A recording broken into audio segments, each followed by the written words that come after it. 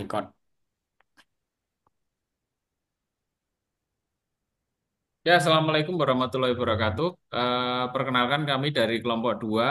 Saya sendiri Arif Sudha Nugroho, kemudian Mas Haja Maskur, dan yang terakhir adalah Mas Taufik Rohman. Pada kesempatan kali ini, kami kelompok 2 akan membawakan judul Digital Performance Control Room di PT PLN Nusantara Power. Nah, ini profil perusahaan singkat mengenai PT PLN Nusantara Power.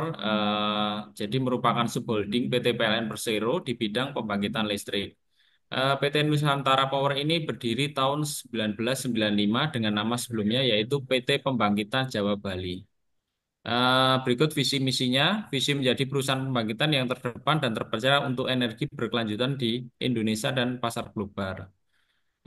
Misinya adalah salah satu yang paling menarik adalah mengakselerasi portofolio bisnis EBT untuk mendukung tercapainya nol emisi karbon. Next, Mas. Nah, ini Digital Performance Control Room ya, yang kita presentasikan pada kesempatan ini. Maksudnya Digital Performance Control Room adalah control room ini dari pembangkit akan dihubungkan dengan control room dari pusat. Artinya ini kondisinya akan real time baik yang ada di pembangkitan, di lokasi berbagai macam pembangkit yang ada di tempat kita, dan ini akan dikontrol dari pusat dengan kondisi real time. Nah, di sini platform monitoring dan evaluasi terintegrasi kinerja, proses, performa, peralatan, dan parameter operasinya itu secara real time. Jadi sama-sama menampilkan data yang sama. Sedangkan fungsinya sendiri ini ada 6. Yang pertama adalah analisis kinerja operasi korporat, terintegrasi dari unit sampai korporat. Terus yang kedua adalah analisis kesiapan pembangkit dari dukungan energi primer, pemeliharaan, dan safety-nya. Jadi dia bisa menganalisis antara kesiapan pembangkit satu dan yang lainnya dengan dukungan primer, pemeliharaan, dan safety-nya. Dan ini dapat dikontrol oleh control room terpusat. Terus selanjutnya adalah analisis kinerja dan kesiapan unit dengan mempertimbangkan seluruh aspek operasional pembangkit. Nah, yang keempat ini analisis aset wellness, artinya dia bisa melihat kondisi kesehatan pembangkit secara real time, baik yang di lokasi pembangkitan itu sendiri maupun control room terpusat yang sudah dimonitoring. Jadi nanti masing-masing peralatan dari pembangkit ini dapat terdeteksi apabila terjadi kerusakan atau fail pada saat pengoperasian. Selanjutnya yang kelima adalah operation precision real time untuk mendukung reliability, efisiensi, dan safety. Dan yang terakhir, yang poin 6 adalah use case analysis dengan machine learning. Artinya ini dapat melakukan analisa dengan sistem learning sehingga dapat dilakukan optimalisasi area-area lainnya. Next, Mas. Baik, Selanjutnya izin akan melanjutkan. dibawakan oleh Mas Hudson. Oke, izin melanjutkan, Bapak Ibu sekalian. Jadi berdasarkan penjelasan tadi, kalau misalnya kita melihat ke implementation hierarchy automation, apa yang sudah dilakukan oleh PLN Nusantara Power itu adalah di level enterprise ya. Jadi sudah lebih dari level field control supervisory ya. Kurang lebih seperti itu. Kenapa kami bisa mengatakan seperti ini? Karena data-data yang ada di lokal pembangkit itu sudah terhubung secara kontrol, kemudian di pemantauan di control room dari sisi pembangkit, kemudian seluruh data itu kita tarik ke kantor pusat. Di sini kalau kita misalnya melihat desain sistemnya, jadi dari data awal kita ada sensor data, historian server, PLC, smart power meter, kemudian e-log sheet, manual gitu ya. Itu terhubung dalam sebuah storage ya. Jadi ada database dan storage.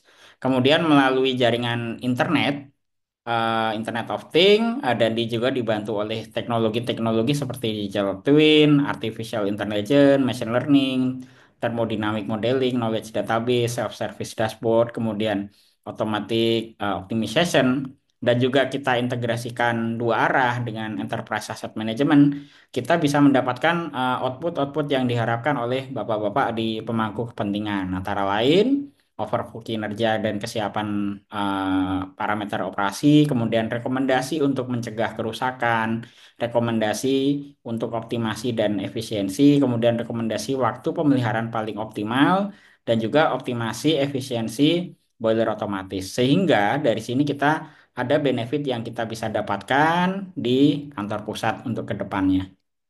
Next, silahkan Mas Taufik untuk dilanjutkan. Baik, terima kasih.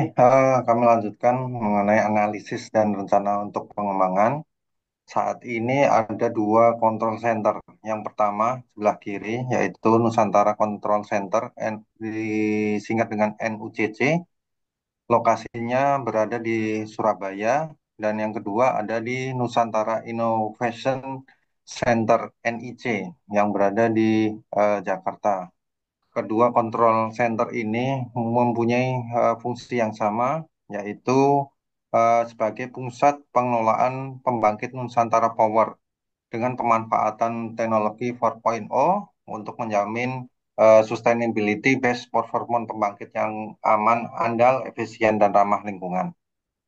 Nah, dua control center ini menggunakan remote operation dengan sistem SCADA yang berbasis web self development PLN NP yang tadi disebutkan oleh Mas Sajam, yaitu dengan sudah di tahap enterprise. Tujuannya dari control center ini yaitu yang pertama adalah mendukung program transformasi PLN dan PLN Nusantara Power, dan yang kedua meningkatkan optimasi kehandalan dan efisiensi pembangkit. Yang ketiga mempercepat pengambilan keputusan dan analisis komprehensif dari para pemangku kepentingan. Dan keempat, yaitu yang terakhir, mendukung lean organization dan peningkatan produktivitas pegawai.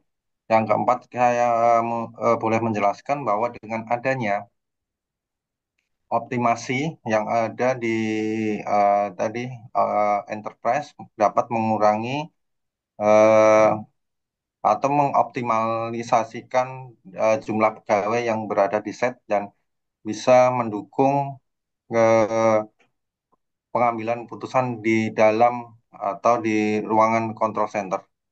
Ini adalah yang sebelah bawah kanan itu menggambarkan periode ya waktu yang yang awal yaitu sebelum 2020 masih menggunakan ICOR. Saat ini 2020 sampai 2024 menggunakan NUCC, dan kegiatan yang paling kanan yaitu proyek yang akan ke depan nanti akan ditingkatkan ke tahapan selanjutnya. Mungkin itu dari kelompok dua yang bisa kami sampaikan. Terima kasih. Selamat malam.